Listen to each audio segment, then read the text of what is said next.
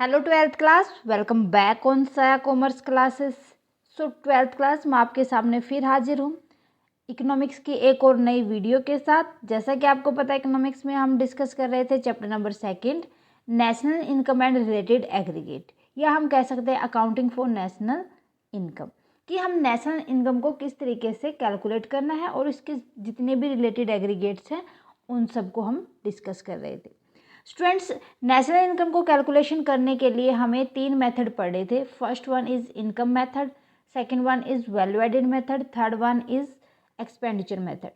सो हमने 2 मेथड समझ लिए हैं, value added method and income method.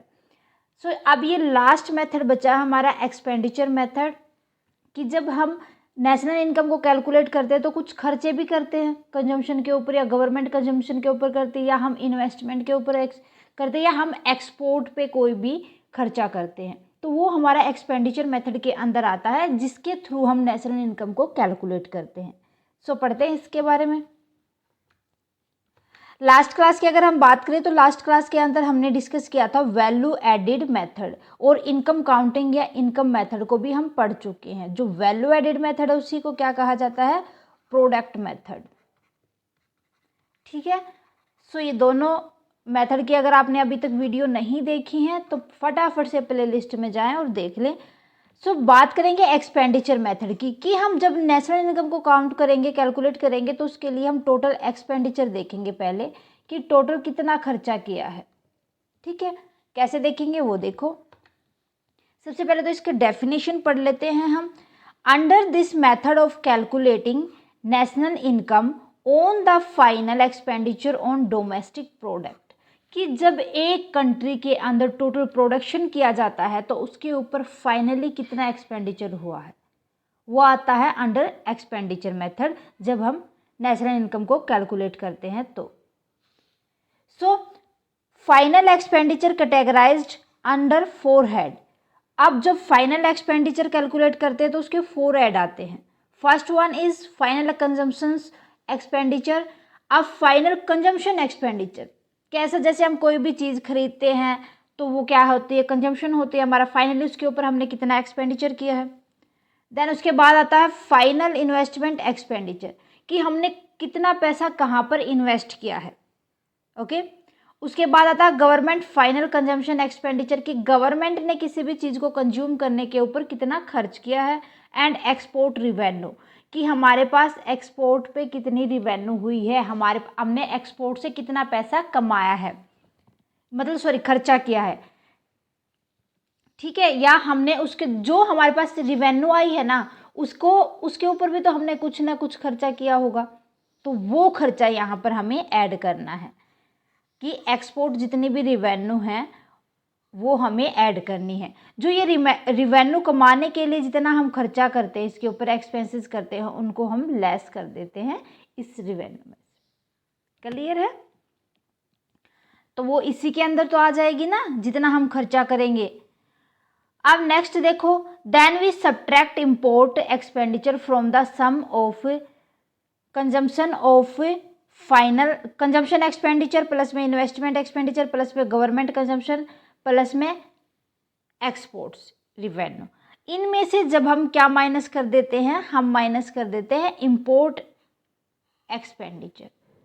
Then the GDP can be return as follow. तो यहीं पर हमें करके दिखाना होगा, जो ये वाला हमें मैंने बताया था ना कि हमें इम्पोर्ट वाला माइनस करना होगा एक्सपेंडिचर। ठीक है, तो यहाँ पर जितना भी एक्सपोर्ट हमने रिवेन्यू की है उसमें से पहले हमें माइनस करना होगा इम्पोर्ट एक्सपेंडिचर, तब ये फॉर्मूला हमारा जीडीपी बन जाएगा। क्या बन जाएगा? जीडीपी। देखो यहाँ लिख रखा, कंजम्पशन प्लस में इन्वेस्टमेंट प्लस में government consumption plus expenditure plus में एक्सपोर्ट माइनस में इम्पोर्ट। दैट मीन हम क्या कह सकते हैं यहाँ पर? हम कह सकते हैं कि GDP is equal to sum of net sum of किन का? Consumption of expenditure, final consumption of expenditure, उसके बाद हमारे पास जितना भी इन्वेस्टमेंट एक्सपेंडिचर किया है, फाइनली गवर्नमेंट ने जितना भी एक्सपेंडिचर किया है, जितना हमने एक्सपोर्ट रिवेन्यू की है, और माइनस कर देंगे यहाँ पर जितने भी इम्पोर्ट एक्सपेंडिचर किए। क्लियर है? तो ये था हमारा एक्सपेंडिचर मेथड जिसके थ्रू हम नेशनल इनकम को काउंट करते हैं। सो होप आपको तीनों मेथड अच्छे से क्लियर हो गए होंगे। इससे ज़्यादा कुछ नहीं आता, बस इन्हीं चीज़ों को ये देखना है कि इनकम मेथड के अंदर हमें ये देखनी है कि इनकम कहाँ कहाँ से हुई। वैल्यू एडेड मेथड के अंदर हमने टोटल प्रोडक्ट कितना किया, टोटल कितने की वैल्यू हमने प्रोड्यूस की है। देन उसके बाद हमने जितना भी प्रोडक्शन किया है एक डोमेस्टिक कंट्री के अंदर, एक कंट्री के अंदर, तो उसका ऊपर हमने एक्सपेंडिचर कितने किए हैं। ये तीनों की तीनों चीज़ें हम देखते हुए नेशनल इनकम को काउंट करते हैं। सो क्लियर है इतना आपको? सो अब हम देखेंगे कि एग्ज़ाम के अंदर हमारे किस तरीके के हमारे पास क्वेश्चन आते हैं, हमें किस तरीके से क्वेश्चंस को सोल्व करना होता है। एक क्वेश्चन समझते हैं जो कि हमारे एनसीईआरटी बुक के अंदर 9th क्वेश्चन है, ताकि आपको अच्छे से समझ आ जाए कि हमें प्रैक्टिकल क्वेश्चन को अटेम्प्ट कैसे करना है। देखो, from the following data calculate personal income and, देखो यहाँ पर थोड़ा सा ये हटा हुआ है, मैं लिखा नहीं हुआ, ठीक है, मिस टाइप हुआ है। तो यहाँ पर हमें personal income and personal disposal income निकालनी है। पर्सनल डिस्पोजल इनकम, ये दोनों हमें फाइंड आउट करनी है। और हमारे पास इंफॉर्मेशन गिवन है, वो देखो क्या क्या गिवन है। हमारे पास net domestic product at factor cost given है। सबसे पहले तो ना हमें ये पता होना चाहिए कि जो पर्सनल इनकम होती है वो हम निकालते कैसे हैं। तो फॉर्मूला हो जाएगा पर्सनल इनकम का, personal income is equal to NDP at factor cost plus में NFIA means net factor income from abroad plus में ट्रांसफ़र इनकम माइनस कर देंगे। ये सारी प्लस करने के बाद अनडिस्ट्रीब्यूटेड जितना भी प्रॉफिट होता है उसको हम माइनस कर देते हैं। अनडिस्ट्रीब्यूटेड प्रॉफिट, और हम माइनस करते हैं इसमें से जितने भी कॉर्पोरेट टैक्स होते हैं, वो कॉर्पोरेट टैक्स, कॉरपोरेशन टैक्स जितने भी होंगे हम वो माइनस कर देंगे। देन हम माइनस कर देंगे इसमें से जितना भी net interest paid by household होगा, net interest paid by household, ठीक है। सो यहाँ से हमारे पास जो जो गिवन है वो देखो, net domestic product at factor cost given है 8000, net factor income from abroad given है। जो चीज़ें हमारे पास यहाँ से हम पढ़ते जाएंगे और पुट करते जाएंगे। So personal income is equal to हो जाएगी हमारे पास net domestic product at factor cost 8000 plus में NFIA net factor income from abroad 200, in crore है ये याद रखना, ठीक है। उसके बाद हमें ऐड करना है ट्रांसफ़र इनकम देख लेंगे आगे हम। ट्रांसफ़र इनकम ये रही हमारे पास 300 की, तो 300 की ट्रांसफ़र इनकम को हम ऐड कर देंगे।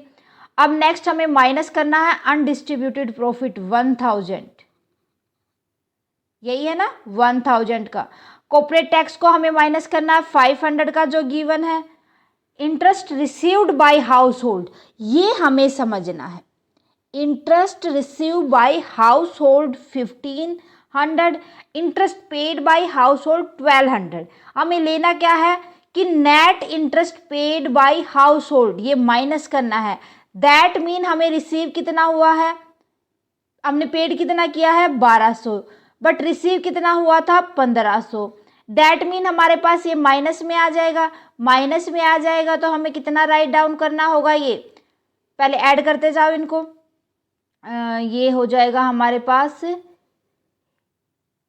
2300, देखो 800, 8200, 8500 मीन्स 8500 हो गया, उसमें से माइनस कर दो 1000 कर देंगे तो 7500,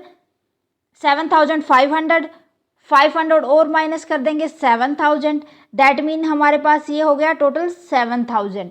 यहाँ पर देखो 1200 माइनस में 1500, तो माइनस के 300 आ जाएंगे। दैट मीन हमने जितना पेड किया उससे ज़्यादा तो हमें रिसीव हो गया, तो नेट कितना आ जाएगा, माइनस में आ जाएगा। माइनस माइनस ये प्लस हो जाएगा, तो 7300 करोड़ हमारे पास आ जाएगा पर्सनल इनकम। क्लियर है इतना?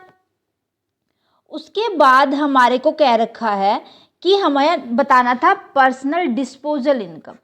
सो पर्सनल जितनी भी डिस्पोजल इनकम होती है उसका फॉर्मूला पहले तो ये राइट डाउन करो आप, इतना या तो स्क्रीनशॉट ले लो या राइट डाउन करो, ठीक है।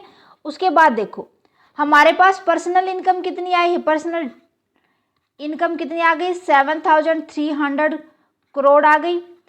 और जो पर्सनल इनकम डिस्पोजल इनकम का हमारे पास फॉर्मूला होता है, disposal income is equal to, ये फॉर्मूला होता है हमारे पास पर्सनल इनकम माइनस में पर्सनल पेमेंट। जितनी भी पर्सनल उसने पेमेंट की है ना, पर्सनल पेमेंट, वो हमें माइनस कर देनी है। पर्सनल इनकम थी उसके पास 7300। अब यहाँ पर पर्सनल पेमेंट देखो, पर्सनल पेमेंट उसने कितने की वो देखनी है हमें। तो पर्सनल पेमेंट हमारे पास गिवन है, पर्सनल पेमेंट के अंदर उसने ज़्यादा कुछ पे नहीं किया, पर्सनल टैक्स पे किया है पर्सनली, तो हम इसको माइनस कर देंगे 500। दैट मीन ये 6800 करोड़ हमारे पास आ गई पर्सनल डिस्पोजल इनकम। इस तरीके से हमें क्वेश्चंस को सोल्व करना होगा। सो क्लियर है स्टूडेंट? पहले हमारे पास फॉर्मूला हमें पता होना चाहिए कि कौन सी चीज़ कैसे निकलती है। उसके बाद हमारे को अगर कोई भी एडजस्टमेंट करनी होती है तो हम एडजस्टमेंट करते हैं। अगर हमें यहीं से कोई भी डाटा उठा के रखना है तो वो सीधा फॉर्मूले के अंदर हम पुट कर देंगे। बहुत ही ईजी होते हैं, बस कुछ नहीं, थोड़ा सा ध्यान देने की नीड होती है हमें इन क्वेश्चंस में। क्लियर है? तो स्टूडेंट ये था हमारा calculation of national income. Hope आपको अच्छे से समझ आ गया होगा कि नेशनल इनकम को किस तरीके से हम कैलकुलेट करते हैं। तीनों मेथड भी आपको अच्छे से समझ आ गए होंगे, कौन कौन से फैक्टर उनके अंदर इंक्लूड करेंगे वो भी समझ आ गए होंगे। Okay, so student next class के अंदर हम इससे जितने भी रिलेटेड एग्रीगेट्स होते हैं उनको डिस्कस करेंगे। सो आने वाली क्लास हमें बिल्कुल भी मिस नहीं करनी है, आज वाली क्लास परफेक्टली समझनी है। और आप हमें कमेंट करके बताएं आज की क्लास कैसी लगी। क्लास अच्छी लगे तो प्लीज़ लाइक और अदर स्टूडेंट के साथ ज़्यादा से ज़्यादा शेयर करें। अगर आप साया कॉमर्स क्लासेस पर नए हैं तो फटाफट से साया कॉमर्स क्लासेस को सब्सक्राइब कर लें, बेल आइकन को दबा लें ताकि आने वाली क्लास की नोटिफिकेशन आपको मिल सके। Thank you very much student, bye bye and take care.